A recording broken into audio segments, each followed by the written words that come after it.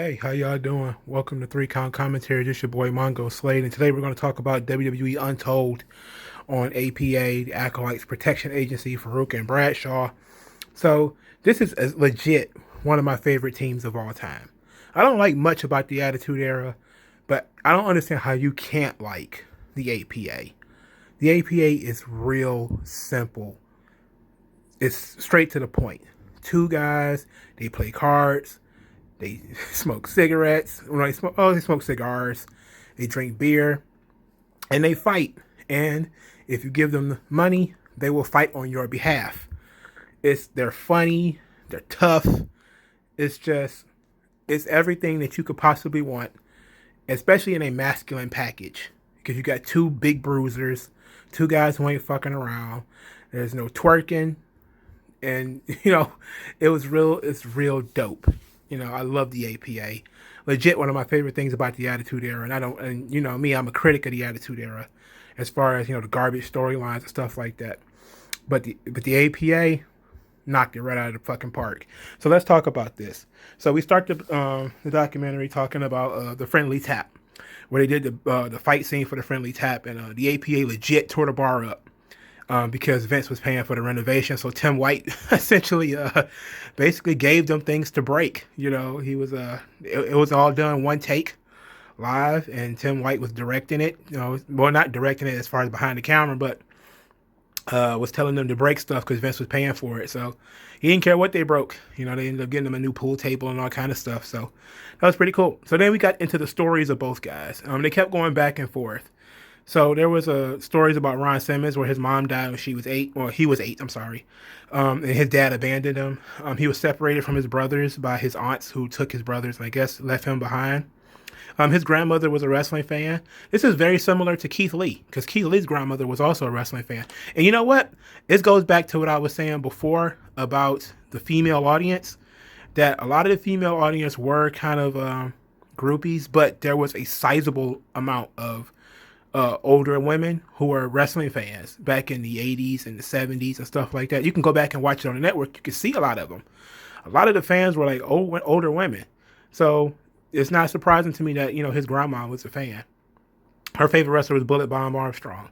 So he said he played football. Obviously, he played football for Florida State, but before that, he was really into basketball. Baseball. Shit, where the hell I go with that basketball stuff from? He tried to play for the Cleveland Browns, but they didn't really work out, so he went to the USFL, and he found out that Lex Luger was also in the USFL. And Lex Luger later, after the USFL, kind of moved on to pro wrestling.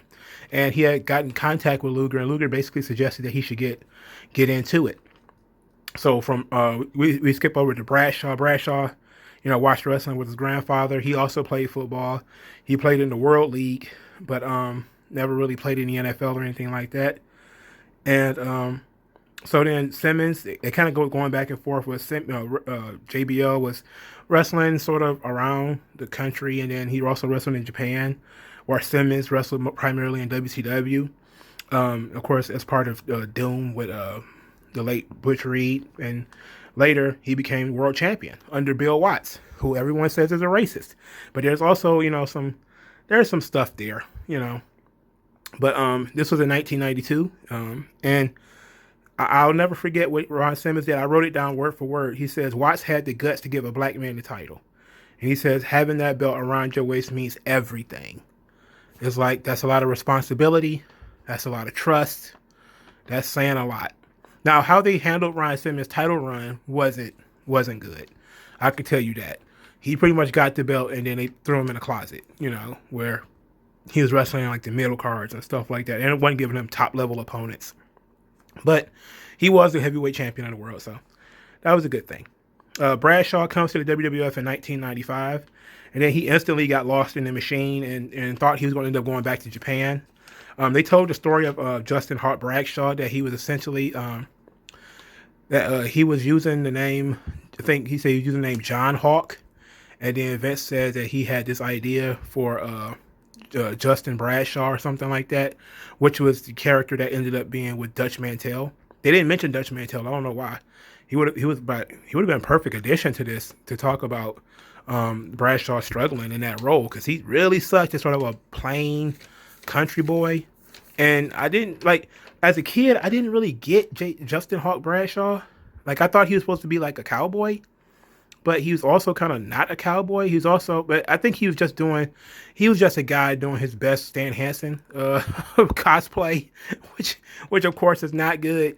And they just kept doing the cosplay shit with Bradshaw for a while, because then he did his best Blackjack Mulligan cosplay with, so that was not good either. You know, it was just not good until he got to the Acolytes. But so Ron Simmons basically says he has some contractual issues with WCW, and he said Michael Hayes, who everyone also says is a racist, is the one who suggested him to Vince McMahon.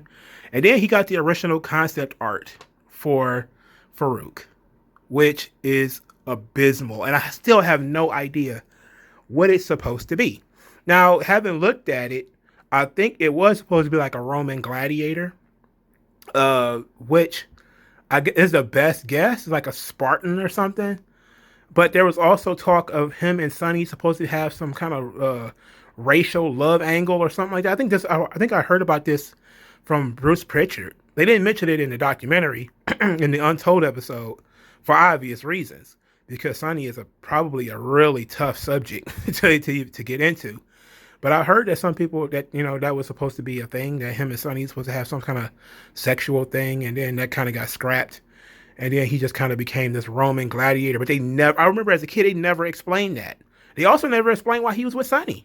Like, I don't remember them ever explaining what he was supposed to be or why he was with Sonny. It was just Ron Simmons in a fucking leather helmet. And he talked about how stupid the leather helmet was. And if it was, you know, and he's right. If it was plastic or metal or something, you could use it as a weapon, and, you know, something like that. You can make it cool. It could have, but that thing that he was wearing on his head, oh, it was the shits. And the skirt too, oh, it was the shits. Oh, the early days of Farooq was the shits. It was so bad. And I don't even know, like, somebody should have came around and explain what the name meant, because I don't think I even Googled the name. Like, it's supposed to be like a faux Muslim name or whatever. Like, I don't know what the name meant.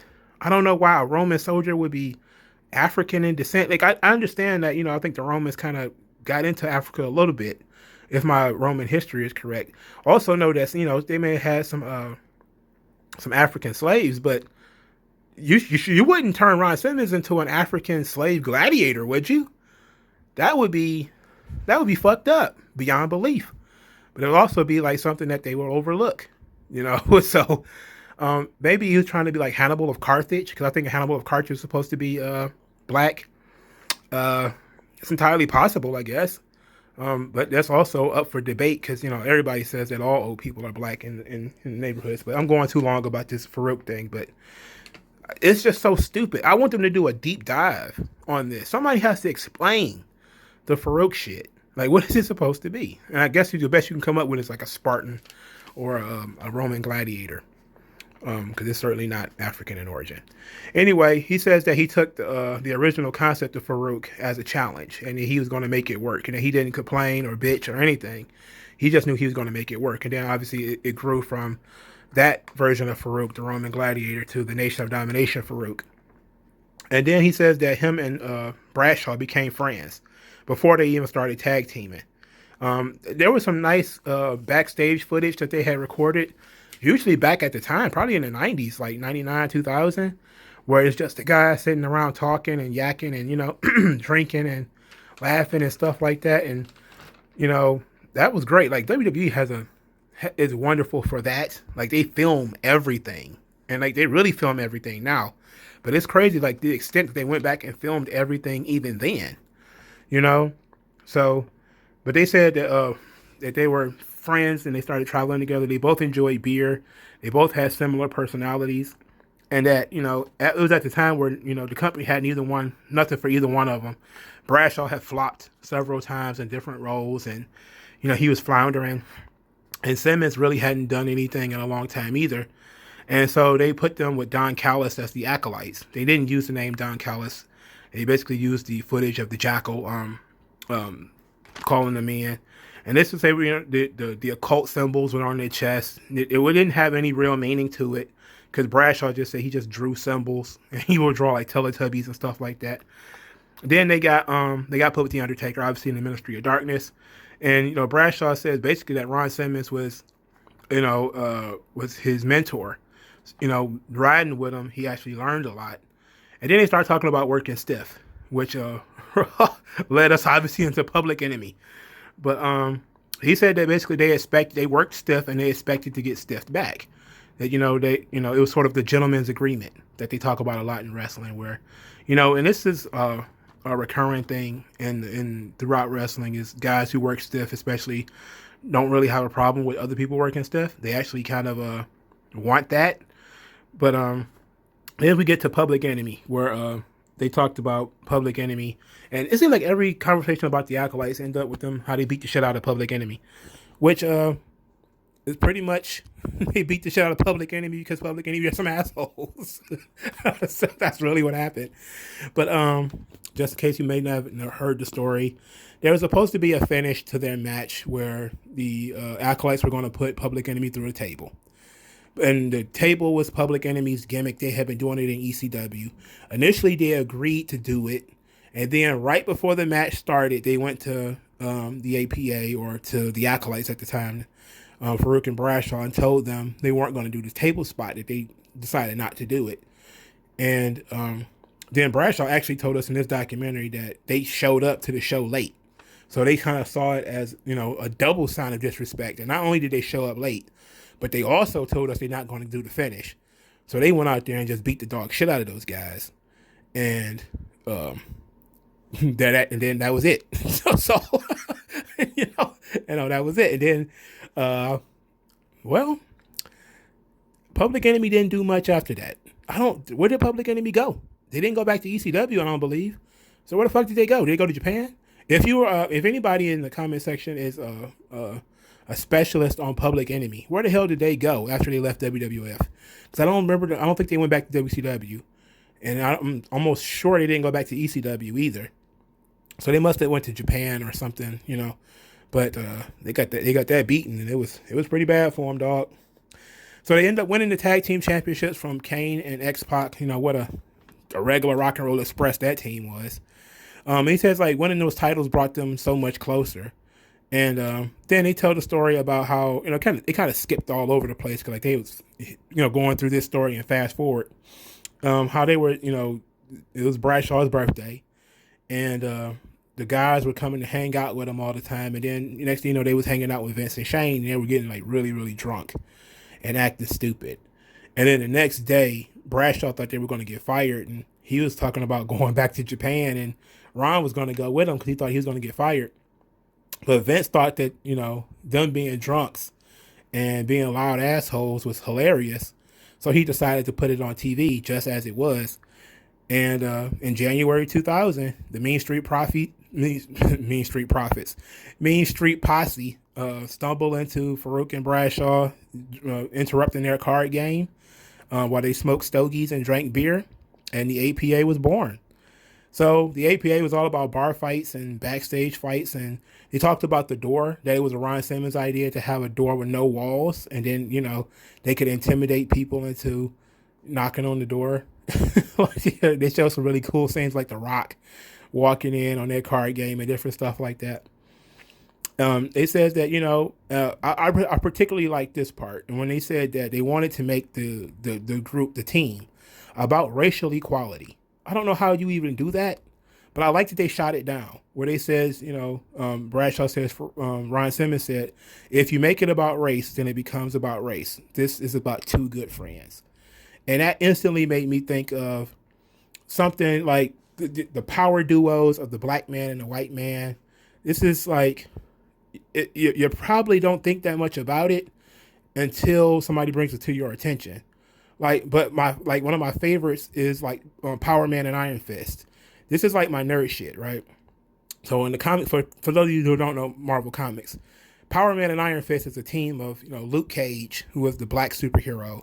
He's bulletproof. You can't really hurt him. And then Iron Fist, who is the blonde-haired martial artist.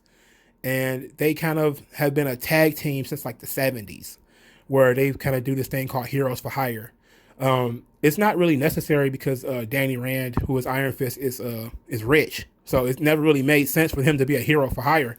But he inherited a bunch of money. But they used to do this thing called Heroes for Hire, where they would, Luke Cage would help people because he was a street thug who went to jail, and then he got out. He couldn't get a job, and actually, Luke Cage is not even his real name.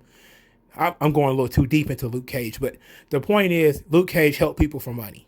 And because he was bulletproof, he could always, do stuff. And Iron Fist was just kind of there to play, like, to bounce off of him. But Power Man and Iron Fist was never about race. It was all about just two guys who liked each other and they were friends. Then in recent years, it became about, Luke Cage talking to Iron Fist about his white privilege and all that shit. But back in the day, it was never really about that. If you read like some old Power Man comics, him and Iron Fist were just cool buddies. Then it became about race and shit. Another good one is the Lethal Weapon series, Danny Glover and Mel Gibson. Where there's two guys, the more grounded, older black dude and the wild-eyed, nutty white guy. And it was never really about race in that issue either. There were just two guys who were trying to work together and trying to deal with other things. And it never really, to my knowledge, I've seen Lethal Weapon a couple of times. I don't remember ever making it about race. It was just two guys who, they bonded over having, things in common. And they would often have schisms because, the generation gap and, one guy's older and one guy's younger, that kind of stuff. So APA related to me on that level, that I kind of saw it like that. And I'm so glad that's how they decided to keep it. As, Farooq and Bradshaw, there's nobody who is above, no leader of the team, nobody who's below on the team. And I love that about the Dudley Boyz too. Like the Dudley Boyz also have that dynamic where there were times where Devon seems to be the leader of the team. Then there's times where Bubba seems to be leader of the team. Especially in ECW during the early days, it seemed like Devon was sort of more the leader of the Dudley Boyz. And then as Bubba's personality started to come out, he became sort of the alpha personality. He did most of the talking. He was, did more of the aggressive stuff. Obviously it was Devon get the tables and that type of stuff. But for the most part, the Dudleys were, on equal footing. And you see a black man and a white man on equal footing. It wasn't some Ted DiBiase and Virgil situation. And that did a lot more, or it should have done a lot more for racial harmony. But people didn't look at it that way. They kind of decided like, okay, well, these things kind of get thrown under the bus. Like you can go on and on about these teams where you have black people and white people on the same team, but it's never about race. It's always about similar goals, similar values, similar personalities. And you can do that. And that's how friendships are formed. And that's what friendships are. Friendships aren't lecturing each other on about things. That's not what a friend does. A friend doesn't make you feel bad about who you are, whether in either direction. He wouldn't make fun of you for being black. You wouldn't make fun of him for being white. You wouldn't tell him, well, you don't understand. You don't live in the hood. It's like, come on, man, get the fuck out of here. Like, that kind of stuff wouldn't even come up, or there would be other ways around dealing with that. But they also went into, back into the documentary. I know I went off on a tangent there for a minute. But they also went into the origins of Ron Simmons saying damn a lot, which is a perfect exclamation point on situations gone awry. When things usually go wrong, you be like, damn. It's like, yeah, but he had so much bass in his voice because he's such a, man that, damn. So they talked about working with the Dudleys and how, they didn't go into it in this documentary, but they gave the Dudleys the same test they gave Public Enemy. They beat the shit out of the Dudleys. But the Dudleys talked about this in their documentary with that they put out, that WWE put out a couple of years back. I have it on DVD. And they talked about how, they heard the stories that what happened to Public Enemy was going to happen to them, but they were prepared for it. So when the APA came after them, they were kind of like, okay, they just took it and smiled. And then when it came time to give it back, they were able to give it back just as much. So it was stiff, but it was stiff on both sides. And they said they became friends with these guys later. And I love that, like that was excellent stuff. And then they went into the ending, the fall of the APA. About Ryan was getting up there in age, and it was time for him to go. And then they decided to write him off TV. And of course, in storyline, Ron Simmons was fired by Paul Heyman, and Simmons thinks that JBL or that Bradshaw is obviously going to leave with him because he's been fired. So obviously you're going to leave too. And then Bradshaw's kind of like, no, I'm not.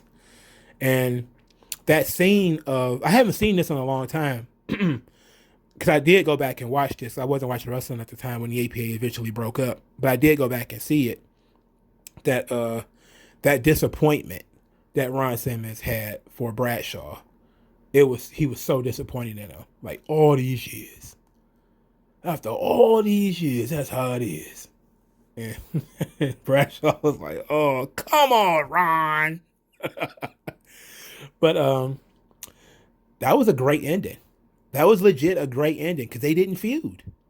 It wasn't a Farooq got to put Bradshaw over on his way out and all that, no shit like that. It was two guys who were best friends. They had a disagreement. They were just going their separate ways. They were just drifting apart. They were going in two different directions. And Bradshaw didn't, run down Ron and say that he was worthless or he was holding him back or anything like that. He just said, I thought it was more important to have fun than to win or something like that.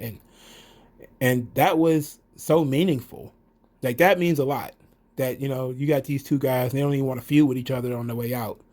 It's just, let's just end it, and end it in a way where, yeah, a guy still gets heat, but he doesn't beat you up. He doesn't, and that you can still be friends later, that you can get over.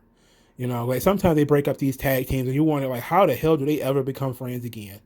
Like, once, Shawn throws Marty's face through the window, how could they ever be friends again? Like sometimes these tag teams break up and it's like, that shit should be permanent. Like I know the Rockers breaking up was just about permanent. They broke up for like 20 years. But sometimes they'll break up a tag team and they'll be violent as hell and then they'll get back together 2-3 years later. But this APA breakup was really good. And basically after that, talked about how Bradshaw was how he felt about Ron, and that, how Ron had told him, like, hey, one day you're going to be the man, just got to stick with it, giving him these pointers and believing in them and building up his confidence. And that, and that Bradshaw felt like he became a man after dealing with, hanging out with Ron and spending all this time with Ron. And that, and they said they were like brothers, they were basically like brothers. And Bradshaw, being tagged up with Bradshaw for Ron Simmons, said it was just like being world champion. He was like, there's few things that, he thought being world champion was the height of his career. But he said being tagged up with Bradshaw is right there. It's neck and neck. And I thought that meant a lot. That said a lot. Like that was some real touching stuff, man. Like, because being world champion, it didn't last that long for Ron, But being in the APA, it did last a while because that team, broke up in 2004, I think. But they were together in 99, 2000. 2000 is when the APA was born. I think they were Acolytes before that. So they were on the road together for a long, long time. He got to enjoy that run a lot more than he got to enjoy being a world champion. So I can see it. I can see why he would say that, why he would believe that. But I think this meant even more to me is when he said that being with Bradshaw filled the void of not growing up with his brothers. Like his brothers was taken from him, but he felt like he gained another brother in the wrestling business. And that's magnificent shit. That's magnificent shit, dog. So then they start talking about going into the Hall of Fame and Bradshaw being the one to induct Ron Simmons into the Hall of Fame. And this was an excellent documentary. This was great. I wish they had given it more time. Like, I wish they had given this an hour, maybe 40 minutes, and brought some other people in. This documentary was basically just Ron and Bradshaw bouncing back and forth, talking about the situation.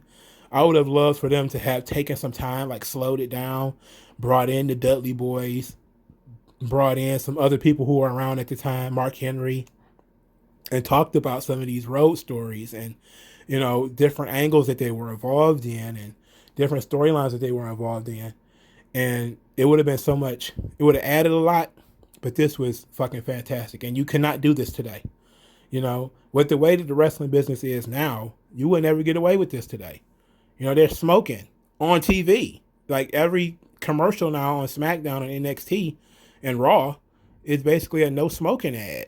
Like they don't even want you vaping now. Like these guys are drinking, like it's not just drinking beer on TV. I mean, that is what it is, but they're smoking stogies and gambling. Like they're gambling. They're playing cards and beating people up over card games, which also led to a great scene they show where Bubba Ray Dudley talking about he had 6 aces. Ain't no way. There's not 6 aces in the deck. It beat his ass, yes, for sure. But this was fantastic. I love this documentary, man. Let me know what you guys thought in the comment section below. Like this video, share this video, subscribe to this channel. Thank you guys for subscribing to 3 Count Commentaries. Use the hashtag 3 Count Commentaries to spread the good word of 3 Count Commentaries. If you like what I do, send me cash. Take the $1 challenge. Send me $1 via Cash App, or you can buy me lunch, which is about $5 or $6, depending on how much you liked it. And I appreciate you guys, and I'll talk to you guys later. Da da da da da.